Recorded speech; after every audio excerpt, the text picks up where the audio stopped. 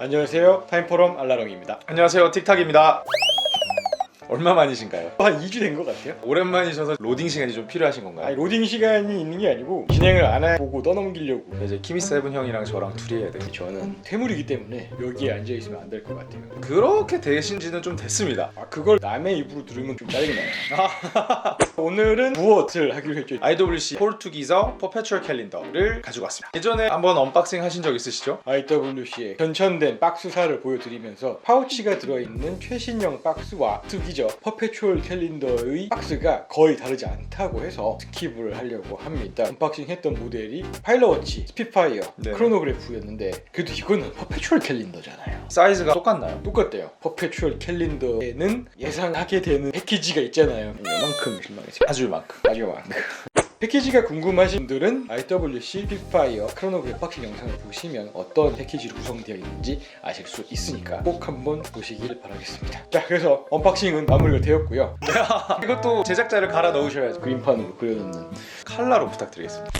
최근에 여러 시계 브랜드들이 과거와 좀 다른 움직임을 보여주고 있는 게 보증기간이잖아요. EU 법에 의해 2년의 보증기간을 주도록 되어 있는데 오메가가 보증기간을 늘렸어요. 롤렉스부터 먼저 올리셨나요? 아니에요. 롤렉스가 먼저라고 생각하시는데 오메가가 메타스 규격을 발표하면서 메타스 규격에 부합되는 모델들은 5년의 보증기간을 줬어요. 그 이후에 롤렉스가 전 모델에 한해서 5년 보증을 확대했고 오메가가 다시 메타스 규격을 받지 않는 무브먼트도 5년 보증을 변경을 했어요. 그리고 난 다음에 리치몬트 그룹이 대반격을 하게 되면서 예거가 8년으로 바꾼 다음에 파네라이, IWC, 까르티에 2년 보증이 끝나지 않은 시계들에 대해서 myiwc.com으로 들어가셔서 보증 연장을 신청을 하시면 6년의 추가적인 연장이 가능한 거죠. 구매를 하실 때는 이제는 아예 처음부터 아닙니다. 아니에요. 고객이 myiwc에 직접 등록을 하셔야 됩니다. 저는 시계를 하나 샀는데 아직도 등록을 안 했어요. 2년 안에 등록을 하셔야 됩니다. 2년 하루 전날 등록을 해서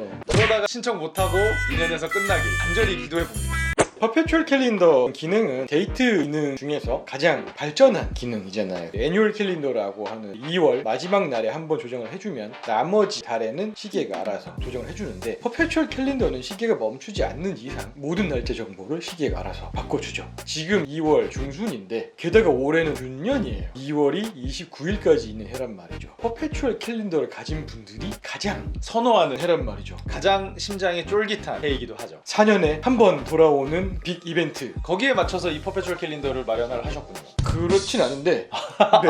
퍼페추얼 캘린더라고 하는 데이트 기능에서 가장 복잡한 컴플리케이션의 하나인 IWC에서는 놀랍게도 대표 모델이면서 볼륨 모델이라고 할 수 있겠죠. 맞습니다. 브랜드에 따라서 퍼페추얼 캘린더 모듈이 설계가 구전되었다라는 이야기를 다른 브랜드의 엔지니어한테 들은 적이 있거든요. 근데 IWC의 퍼페추얼 캘린더는 전설 같은 이야기가 있잖아요. 펠라톤 와인을 고안한 알버트 펠라톤 그의 제자이면서 후배인 커트 클라우스라고 하는 IWC를 대표하는 엔지니어가 퍼페추얼 캘린더 모듈을 설계를 했는데 1980년대 초반에만 해도 지금처럼 CAD 기술이 보편적이지 않았어요. 뭐 다른 브랜드들처럼 퍼페추얼 캘린더 설계가 이렇게 전해져 왔던 것도 아니었고 그러다 보니까 이분이 자와 각도기와 컴파스만 가지고 퍼페추얼 캘린더의 모듈을 설계를 해낸 거예요. 베이스 무브먼트가 이제 없었다 보니까 ETA의 칼리버 7750을 썼다고 해요. 1980년대 쿼츠 쇼크 이후에 기계식 시계가 힘든 시절에 기념비적인 무브먼트를 만들었다라고 할 수 있겠네요. 그때 완성한 퍼페추얼 캘린더 모듈을 기반으로 계속 개량해서 현재 인하우스 무브먼트 위에 올려서 만든 대표적인 모델이 이 모델이라는 거죠. 세븐데이즈라는 거는 윈터 블룸 라인의 유작인데 그 윈터 블룸 라인과 알버트 펠라톤의 펠라톤 와인딩과 커트 클라우스의 퍼페추얼 캘린더 이 모든 DNA가 다 녹아있기 때문에 포르투기석 퍼페추얼 캘린더 자체가 IWC의 대표 모델이지 않을까 한번 생각을 해봅니다. 볼 때마다 느끼는 건데 이 시계 같은 경우에는 복잡해 보이면서도 어지럽지 않는 느낌이 있는 것 같아요.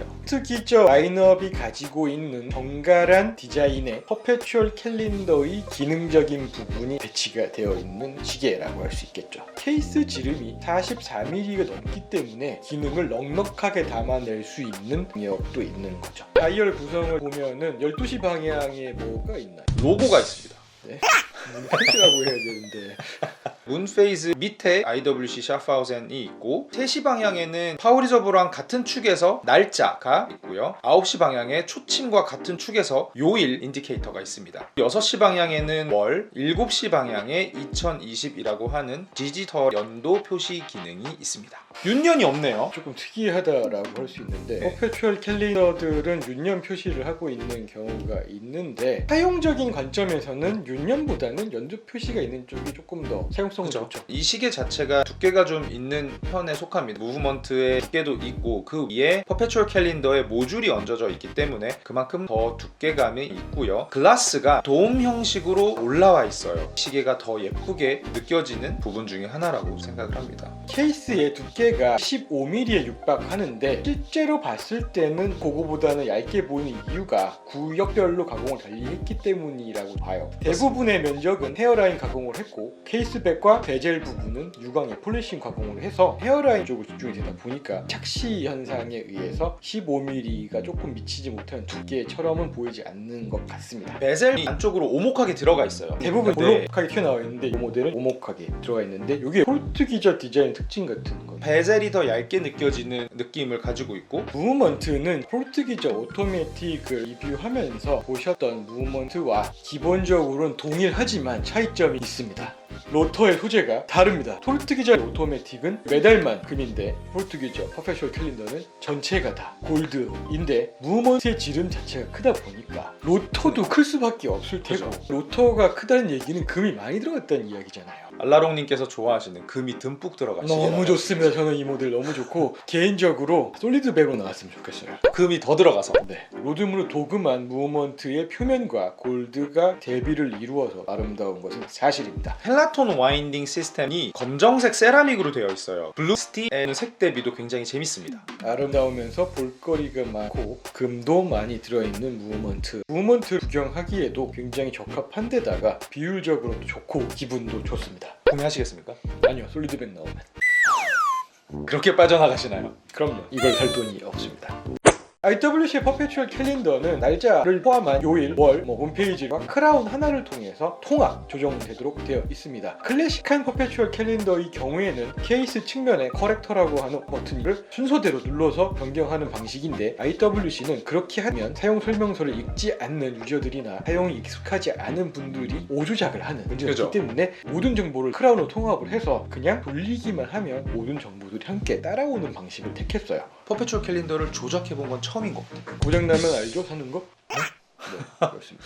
1번 포지션에서 크라운을 밑으로 내리면 날짜와 문페이즈, 요일이 다 같이 움직이고 있습니다. 1월 11일 일요일, 1월 12일 월요일, 2월 말까지 돌려야 되는 거예요? 돌려야죠. 어이씨 쫄깃한데? 근데 문페이즈가 안 맞으면 어떡해? 577.5일의 오차를 가지고 있는 아주 정확한 문페이지이기 때문에 문제가 없습니다. 이제 2월로 넘어가야 합니다. 네. 넘어가는 느낌이 굉장히 경쾌하네요. 2월 29일에 도착을 했는데 여기서부터는 시침을 돌려서 조정을 해보겠습니다. 여기를 잘 보셔야 돼요. 29일에서 1일로 점핑을 할 거거든요.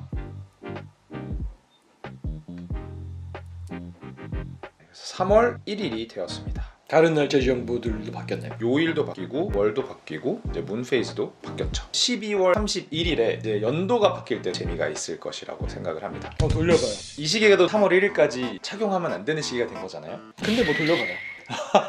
자매 모델을 가지고 왔는데 리뷰한 5033은 싱글문, 자매 모델은 남바구와 북바구의 문페이지를 동시에 보여주는 더블문입니다. 기본적인 구성은 같지만 문페이지의 표시 방법이 조금 다르죠. 왼쪽에 N, 오른쪽에 S라는 정보가 있는데 이게 바로 북반구의 달 모양과 남반구의 달 모양이 다른 것을 표기를 해둔 것입니다. 이탈리아의 구두 회사이죠. 산토니에서 IWC를 위해 만든 엘리게이터 스트랩입니다. 산토니 특유의 파티나가 들어가 있어서 한층 더 고급스러운 느낌을 주는 것 같아요. 디버클은 6시 방향에 있고 12시 방향에 구멍이 뚫려져 있는 부분이 있어서 일반적인 탱버클은 버클이 12시 방향, 길이가 긴 스트랩이 6시 방향인데 디버클을 사용하는 IWC의 모든 모델들은 위치가 반대죠. 뒷면에 IWC와 산토니의 로고가 같이 적혀 있는 것이 특징이라고 할 수 있습니다. 메이드 인 이탈리라고 표기가 되어 있고요. 파티나가 레드골드와 잘 어울려요. 고급 고급스러운 시계를 더 고급지게 만드는 스트랩이라고 보시면 될 것 같아요. 손목에 한번 얹어보도록 하겠습니다. 손목이 두꺼우신 분들한테 어울리는 것 같아요. 정장, 캐주얼, 니트와도 굉장히 잘 어울리는 올라운더에 가까운 시계라고 할 수 있을 것 같습니다. 하이 컴플리케이션을 경험하시고 싶은 분들, 하이 컴플리케이션 중에서도 존재감이 확실했으면 좋겠다라고 생각이 드시는 분들은 이 모델을 선택하신다면 후회도 없을 거라고 생각합니다. 요즘 퍼페추얼 캘린더가 과거에 비해서는 가격도 많이 내려왔고요. 대중화되었다라고 할 수 있지만 그런 모델들은 조금 아쉬운 요소들이 있어요. IWC의 포르투기자 퍼페추얼 캘린더는 고급스러움도 잃지 않으면서 기능적인 부분에서도 충실하고 존재감도 충분히 있는 장점을 가지고 있기 때문에 IWC를 대표하는 모델이 되었다라고 생각을 하고 있고, IWC의 깊은 부분까지 가보고 싶으신 분이라면 이 모델을 꼭 경험하셨으면 좋겠다라는 저는 생각을 했습니다.